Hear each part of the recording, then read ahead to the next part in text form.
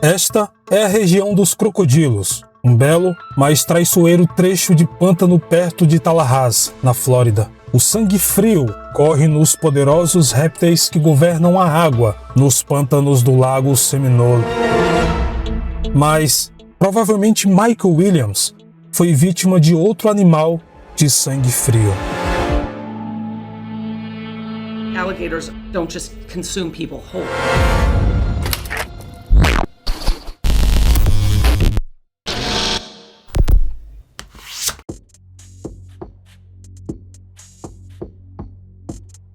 Michael Williams, conhecido como Mike, era um homem que parecia ter tudo na vida. Uma carreira de sucesso no mercado imobiliário, uma linda esposa, uma doce filha e um amor antigo pela caça. Inclusive, amigos próximos falam que Michael adorava passar o tempo livre caçando patos selvagens. Mesmo sozinho, era comum vê-lo sentado em seu barco durante horas. As águas cintilantes do lago Seminole, localizado na Flórida e nos arredores do Tallahassee, sempre foi o local preferido de Mike. Em uma manhã de dezembro do ano 2000, quando uma frente fria banhou toda a região com fortes ventos, Mike pegou sua espingarda e saiu para o lago. Ele prometeu à sua esposa Denise que estaria de volta antes do almoço. Afinal, aquele era um dia especial. O casal apaixonado estava comemorando seu 6º aniversário de casamento. Mas, depois do meio-dia, Mike não voltou para casa e logo começou a escurecer. Denise ficou frenética e preocupada. Ela telefonou para o seu pai e todos os amigos do marido, mas ninguém o viu no lago. O melhor amigo de Mike, Brian Winchester, e o pai de Denise lideraram uma busca desesperada ao anoitecer, mas infelizmente nada foi encontrado. O guarda florestal David Arnett foi chamado para ajudar. A busca foi cancelada durante a noite, mas no dia seguinte eles conseguiram a primeira pista para tentar resolver o misterioso desaparecimento. Encontraram o barco de Mike com alguns de seus equipamentos e sua espingarda, mas nenhum sinal do homem. As autoridades foram acionadas e, em pouco tempo, mergulhadores do Corpo de Bombeiros e grupos especializados em resgate chegou ao local. A busca também contou com a ajuda de helicópteros, cães farejadores e centenas de policiais e voluntários que trabalharam duro por dias. Mas os dias viraram semanas, e as semanas logo se transformariam em meses. O lago foi vasculhado em toda a sua extensão à procura de Mike, mas nada foi encontrado.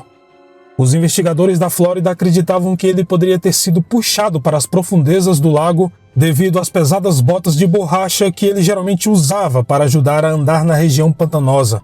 Isso deve ter ocorrido, pois uma vez que uma ave é abatida, os caçadores costumavam entrar na água para pegá-las. E o pior, a região ainda era infestada de crocodilos.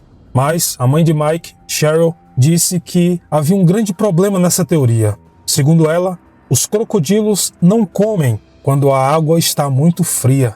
E realmente estava muito frio no dia em que Michael desapareceu. Segundo o Departamento de Polícia da Flórida, existe ainda outro problema para endossar essa teoria. Os crocodilos não comem pessoas inteiras. Se eles atacam, mastigam as pessoas, arrancam braços e pernas, mas sempre há restos a serem encontrados após um ataque de crocodilo, mesmo que seja um osso, fragmento de carne. Mas nada disso jamais emergiu das águas lamacentas do lago Seminole. Vale lembrar também que a busca foi intensa durante 44 dias sem interrupções. E mais, segundo as autoridades, vários incidentes aconteceram naquela região durante os anos, mas sempre alguma coisa era encontrada, nem que fosse um pedaço de tecido, um chapéu, botas ou qualquer outra coisa. O desaparecimento de Mike Williams parecia ser algo extremamente incomum. Para aumentar ainda mais o mistério, o Departamento de Polícia da Flórida chamou um biólogo e foi informado que realmente os crocodilos migravam justamente para aquela região devido às águas frias, para hibernarem durante o inverno. E nesse período de hibernação, eles não se alimentavam, como disse a mãe de Michael. Depois de meses procurando, uma pista vem à tona. Uma pista muito estranha, por sinal. O chapéu de Michael de repente aparece. Mas por que esse chapéu não foi encontrado antes? Ele estava flutuando na superfície do lago, bem próximo à área em que Michael deixou seu barco. Então, como ninguém o viu antes, os investigadores resolveram chamar o melhor amigo de Mike, Brian Winchester, para verificar se o achado realmente pertencia ao homem. Brian examinou o chapéu e disse que realmente parecia com um chapéu que Mike costumava usar. Um teste de DNA foi feito, mas o resultado foi inconclusivo devido a poucas amostras.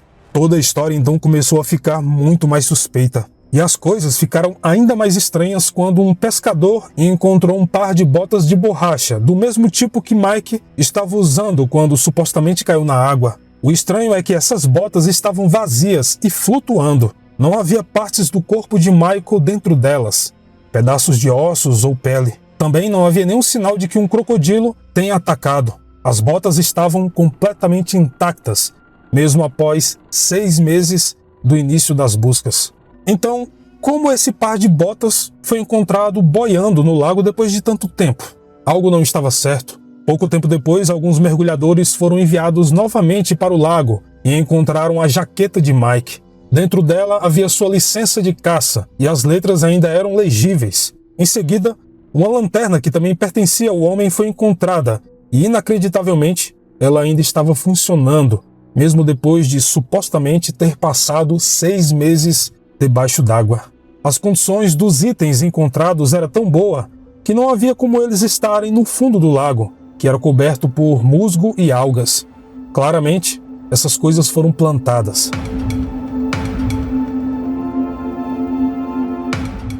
Cheryl, mãe de Mike, nunca perdeu a esperança de encontrar o seu filho amado. Ela colocou anúncios em jornais e outdoors, pedindo ajuda, e até saiu às ruas, implorando que o caso fosse tratado como homicídio, fazendo protestos em frente à delegacia de polícia. Os apelos de Cheryl deram certo e suas reivindicações chegaram ao gabinete do governador. A essa altura, amigos e familiares relataram que a esposa de Mike, Denise, estava arrasada. Afinal, ela tinha apenas 31 anos. Era uma viúva com uma filha pequena para criar sozinha. Ela e Mike namoravam desde o ensino fundamental e eram completamente apaixonados um pelo outro. Pelo menos é o que muitos achavam. Então, algo aconteceu.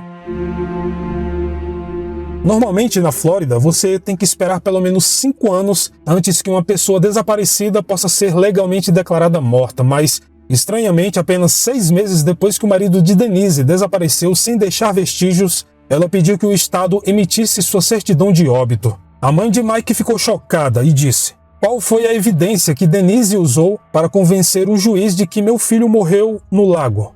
Sua jaqueta, licença de caça, uma lanterna e par de botas que claramente foram plantados?" A cruzada de Cheryl para abrir uma investigação criminal parecia enfurecer sua nora. Depois que Mike desapareceu, Denise chegou a ameaçá-la, dizendo: "Se você fizer qualquer coisa para abrir uma investigação criminal, nunca mais verá Ansley." Cheryl já havia perdido o marido, o filho Michael, e agora estava prestes a perder sua neta também. Ela respondeu: "E se Ansley tivesse desaparecido, você não procuraria por ela?" Denise respondeu: "Isso é diferente. Eu tenho que continuar minha vida. Eu não quero mais ouvir o nome de Mike, pois eu nunca mais verei o rosto dele." Cheryl ficou com o coração partido, mas em seguida, finalmente, uma investigação de homicídio começou, e como prometido, ela não pôde mais ver sua neta. A pressa de Denise por declarar a morte de Mike tinha uma motivação: o seguro de vida.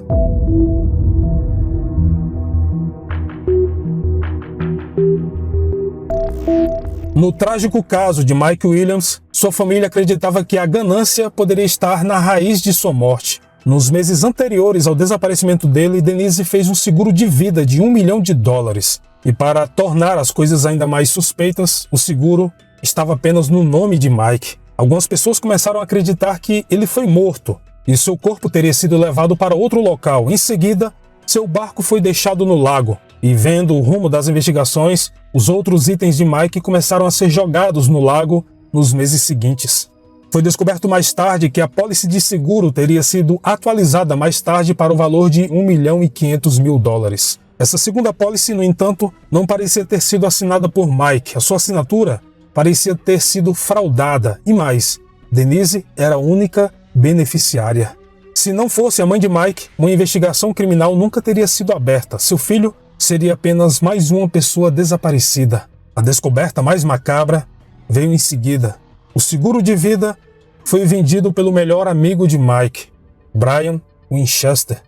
A suspeita naquele momento era de que, com a ajuda de Brian, Denise tenha tramado tudo, mas faltavam provas.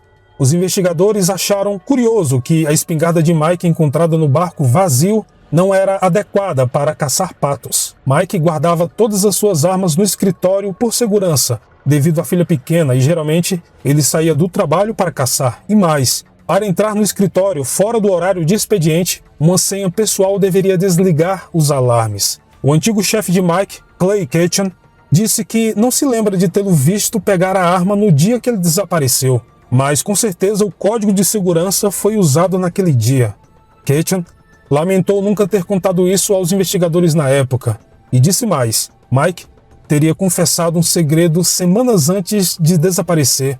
Seu casamento, aparentemente perfeito com sua namorada de escola, Denise, estava em ruínas. Mike acreditava que ela era infiel e confessou estar completamente infeliz. Devido à revelação de Ketchum, uma nova teoria sobre o que poderia ter acontecido surgiu. Mike teria forjado sua própria morte para fugir. No meio de tudo isso, enquanto a tinta na certidão de óbito mal tinha secado, Cheryl descobriu que sua nora estava tendo um caso com o melhor amigo de seu filho. Exatamente, Brian Winchester. Para piorar toda a situação, Brian se divorciou e em seguida se casou com Denise. O novo casal passou a morar numa casa luxuosa após receber o seguro de $1.500.000. A partir deste momento, os dois passaram a ser o foco de muitas pessoas. A ex-esposa de Mike e seu novo marido. Os dois sabiam mais coisas do que estavam dizendo.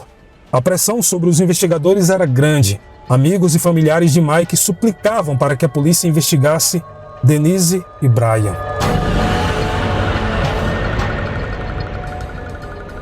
Inicialmente, os investigadores consideraram o caso como um trágico acidente de barco. Mike possivelmente se afogou e seu cadáver foi comido por crocodilos. Mas há um monte de pistas na cena que não combinavam com isso.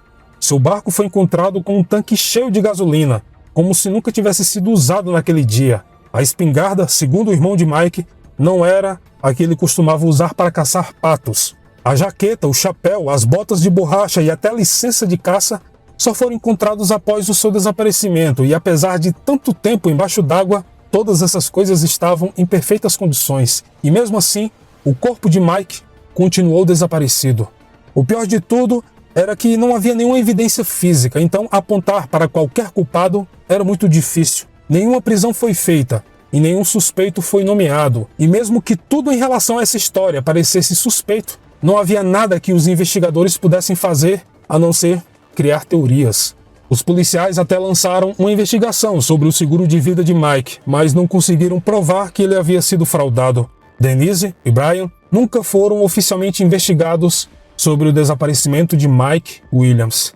E assim, o tempo foi passando e as pessoas começaram a notar que Denise e Brian pareciam estar passando por problemas no casamento. Por muito tempo, tudo indicava que Brian mantinha Denise sob rédeas curtas. A mulher parecia viver sob cárcere privado. O casamento começou a desmoronar. Denise o denunciou e Brian foi preso por sequestro, violência doméstica, ameaça com arma de fogo e roubo. O homem teria ficado perturbado com o divórcio iminente e supostamente disse a Denise que iria se matar. Ela e sua filha Ainsley, agora um adolescente, imploraram ao juiz para mantê-lo atrás das grades. Brian se declarou inocente de todas as acusações e, mesmo assim, foi preso, condenado a 20 anos de reclusão.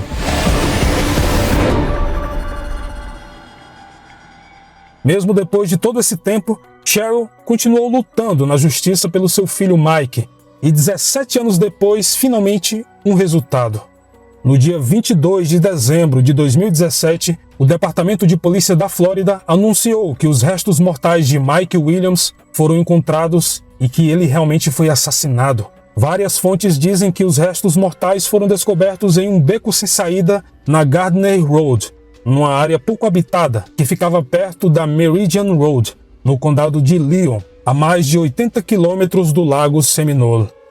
Em 8 de maio de 2018, finalmente Denise Merrill Williams, então com 48 anos, foi presa sob suspeita da morte de Mike. Ela foi acusada de assassinato em primeiro grau e foi levada algemada de seu trabalho para a delegacia. Brian Winchester e Denise Williams estavam atrás das grades, mas Brian estava cumprindo a sentença de 20 anos de prisão pelo sequestro e agressão de Denise desde 2016. Ela estava na prisão acusada do assassinato de Michael, onde foi levada a julgamento somente no dia 14 de dezembro de 2018. Após 8 horas de deliberação, um júri do condado de Lyon condenou Denise de 3 acusações: planejar, executar e encobrir o assassinato do marido ocorrido 18 anos antes. Ela foi condenada à prisão perpétua sem direito a condicional em dezembro de 2019. Brian finalmente foi acusado de conspiração no caso de Mike. Em seu julgamento, ele confessou que tinha um caso com Denise e atirou no marido dela em dezembro do ano 2000, com a ajuda dela, sendo também condenado à prisão perpétua, só que, como ajudou a polícia na investigação, ele teria direito à liberdade condicional após cumprir 25 anos. Segundo a polícia, foi Brian que indicou o local onde o corpo de Mike estava, quando foi descoberto em 2017. O veredito fechou o mistério de quase 2 décadas, e a mãe de Mike disse: finalmente, a justiça foi feita. Cheryl nunca desistiu de buscar a verdade. Em seu coração, ela sabia que algo de errado havia acontecido com seu filho amado, e mesmo depois de tanto tempo e com tantas pessoas dizendo o contrário, ela conseguiu provar o que muitas pessoas já sabiam. O coração de mãe nunca se engana, e mesmo que ninguém tenha acreditado nela no início, Cheryl provou que estava certa, e Mike finalmente pôde descansar em paz.